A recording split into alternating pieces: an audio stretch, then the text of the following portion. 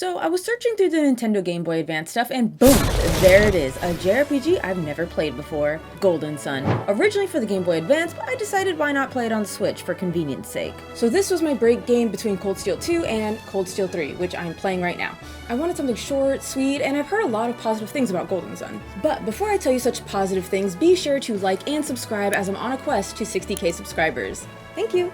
No opening, just name. Isaac, a young boy trying to meet up with other townsfolk while a wicked storm rips through their village. It's raining, rocks are falling. He's able to meet up with his best friend Garrett as they fight their way through monsters to meet the townsfolk who are trying to help a young boy not be swept down the river. Isaac and Garrett leave to get help and run into a mysterious man and woman and get clocked out. The prologue ends. 3 years later, Isaac and Garrett and another girl from their village, Jenna, are training to become adepts, people who can use psi energy. Later, meet up with a quirky scholar named Kraden, who wants to investigate the secrets of the Soul Sanctum. It's said the Sanctum is the home of the elemental stars, used to light elemental lighthouses, which should never be lit lest a great power be unleashed. Which, we all know what that means. We got ourselves some baddies who want to light up these lighthouses. Under totally unforeseen events, the elemental stars are taken from Isaac and company's noses, save for one. Now Isaac and Garrett are chasing the evildoers, trying to stop them from lighting up the lighthouses with stolen elemental stars. You're essentially chasing these guys while going from town to town with their own problems, from thievery, being turned into trees, to an illness spreading throughout town. It's cute and quirky fun. My favorite arc is Colosso. I actually thought I wouldn't like it. I'm not a big fan on tournament arcs per se, but this was one of the more unique tournaments I've experienced. That or breaking into a town on lockdown. That was a lot of fun. But the overarching story, I didn't really understand. I think it was so bare bones that I swore I was missing something. Nope, just trying to stop lighthouses from being lit, chasing the bad guys. That's really the basis, and I wasn't feeling it. In fact, now that I think about it, I don't think the words Golden Sun in the same sentence were even mentioned. Like, we still have no idea what that's referring to. Plus, while the arcs had some heart, the characters fell rather short. Isaac being written off as a silent protagonist. Sure, your comrades ask you yes or no questions, but I didn't find them to heavily impact the story. If anything, it served to show off the other characters' personalities, or lack thereof. The only real character was Garrett, delegated to the comic relief, with a fiery personality. He's brash, boisterous, but fun, and easily my favorite. There's Ivan, he's a cute, gentle-hearted boy, and Mia, who is my least favorite, most generic nice girl. Let me put it to you this way, the characters are not the selling point to Golden Sun. No, that belongs to the puzzle-riddled dungeons. Honestly, I thought nothing could top Zelda for puzzles for me, but here we are. Golden Sun and Wild Arms crack the code to fun and thought-provoking puzzles. Couple that with really unique gameplay mechanics and you got yourself something that will carry you through the game. Golden Sun follows the classic turn-based formula. Character turns going in accordance of their agility. You can attack, defend, items, and Ginny? You decide. Jin are everything in Golden Sun. Jin are your stats. Jin are your magic. Jin are your summons. Jin is Squall. Whatever. Firstly, each Jin is assigned an element, fire, water, wind, earth, and the characters have a base element. Isaac is earth, Garrett is fire, Ivan is wind, and Mia is water. Equipping a Jin to a character may change what magic or psi energy they have. It also changes a character's stats and sometimes their class. When you use a Jin in battle, they may put out a shield, heal allies, or do an offensive move plus status effect. The trade-off is that Jin is no longer equipped, meaning you no longer have those stat bonuses, so you're overall weaker. Plus, you may lose and or gain new spells. Red is the magic you're losing, but yellow is what you're gaining. Now you'll notice the Jin's name will be in red, meaning they're ready to be summoned. Starting out, you'll be able to get one Jin of each element and summon it to do an attack, and that's cute. But what if you had 2 Jin of the same element ready to be summoned for an even stronger summon? 3? How about 4? Yes, the trade-off. Having allies use Jin of the same element to be used for summoning and dish heavy damage. Or don't use Jin, play defensively and keep your stats high, but never use a Jin's power. A Jin's name will turn yellow after it's summoned, meaning it's resting, so you don't get the stat bonuses and you can't use their magic. After a period of time, they will automatically re-equip and your stats will reflect that. It's really about building your characters in a way that benefits them, smartly spreading out your Jin. While Fire Jin clearly raise your attack stat, some also boost agility stats, or have supportive magic that would be better on a non-physical attacker. There's so much to consider, and it really makes the battle dynamic because your stats and magic are constantly changing. And while a really cool idea can trip you up sometimes when you're just spamming Jin. Believe it or not, I wasn't really enjoying Golden Sun at first because the combat wasn't gripping me, but I had to be patient with one Jin. Even 4 wasn't enough to make combat thrilling, but once each character has at least 2 Jin equipped, then it really starts connecting. And I want to circle back to classes. This game doesn't go too deep into detail about classes. Even looking at the manual, it pretty much says depending on what Jin are equipped will change your stats and psi energy. Digging a little deeper, there are 3 categories of classes, so to speak.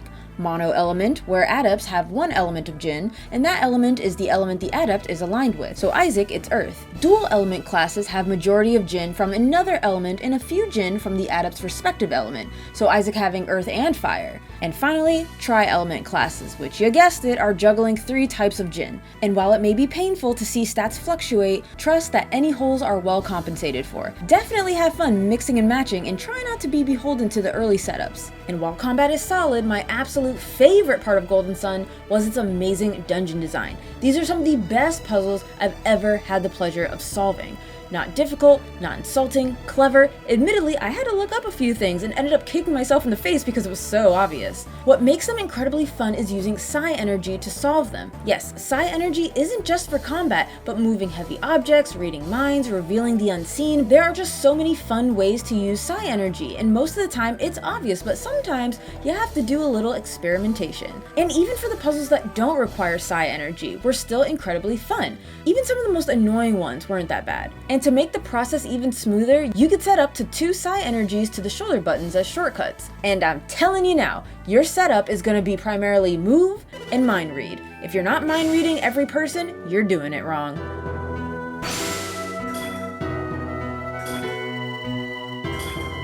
Now, I enjoyed that you could solve puzzles and move on. Or, if you work that brain a little harder, you'd be rewarded with treasures or a wild Jin. By the way, you can even find Jin on the world map, so it's really beneficial to explore everywhere, and sometimes do the opposite of what you're told and find some hidden areas. Now, some downsides. For whatever reason, if you have to leave a dungeon, you have to solve all the puzzles again. That was super annoying. Also, I hate the lack of fast travel. I cannot believe this game didn't have a single way for you to fast travel. You gotta walk everywhere. And if you missed a Jin, thankfully none of them are permanently missable, but you will have to do a lot of walking. And yo, figuring out how to obtain some of these Jin are difficult. It's a puzzle in itself. And even after solving how to reach them, some of them you have to fight. And while I'm being a negative Nancy, yo, the lack of item organization. Yup, it's one of those where each character has their own inventory and there's no separation between key items, equipment, consumables, nope. So keep an eye on that inventory because it fills up fast. The last thing is I find dialogue to be bloated and slow. I get they have cute little emotes, characters do a little bounce squish animation to convey more emotion, and I like it, but conversations did overstay their welcome just a tad.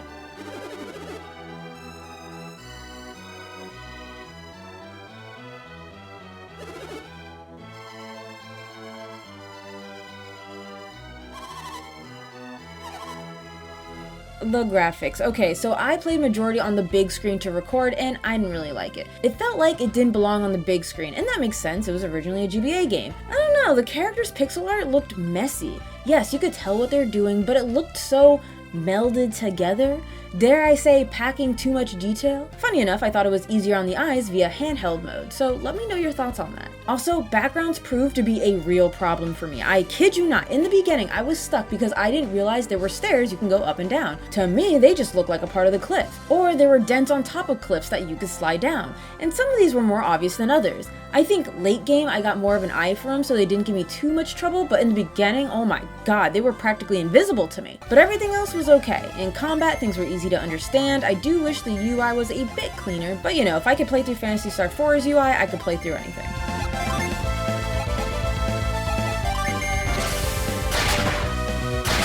The music was another letdown for me. It sounded like typical JRPG music. Here's battle music, here are town themes, some dungeon music. It's fine. It's better than no music. Editing Pelk here, and oh my god, I didn't realize this was also Motoi Sakuraba. Y'all have no excuse. Someone in my comments said the Tales of people told him they wanted a specific sound, and that's what dulled his shine. Nah, this man just doesn't know how to cook. I don't care anymore. He can create a banger here or there, sure, but most of the time, his works do nothing for me. Last game I want to play where he's the main composer that isn't isn't Tales is Valkyrie Profile. So we'll see how we feel about that OST when I get there. Now, what I did like were the character voices. No, it's not voice acted, but each character has a definitive tone when speaking.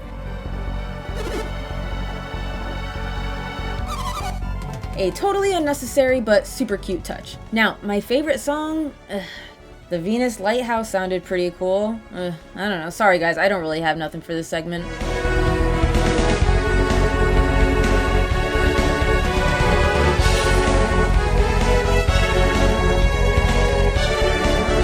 At the start, I really wasn't enjoying Golden Sun. I thought I'd have to write an unfavorable review and get blasted with comments. But as I played, the mechanics really started to open up, plus the awesome puzzles, I started to get into it.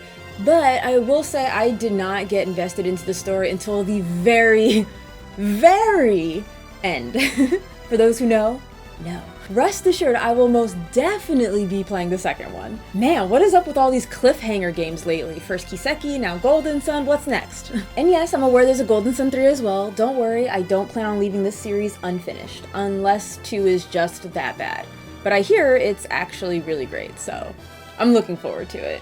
Thank you so much for watching. If you like this video, be sure to like and subscribe, and watch more videos of mine covering JRPGs. And if you love what I do, please consider joining the Patreon. And until next time, love your faces, and I'll see you in the next video. Mwah!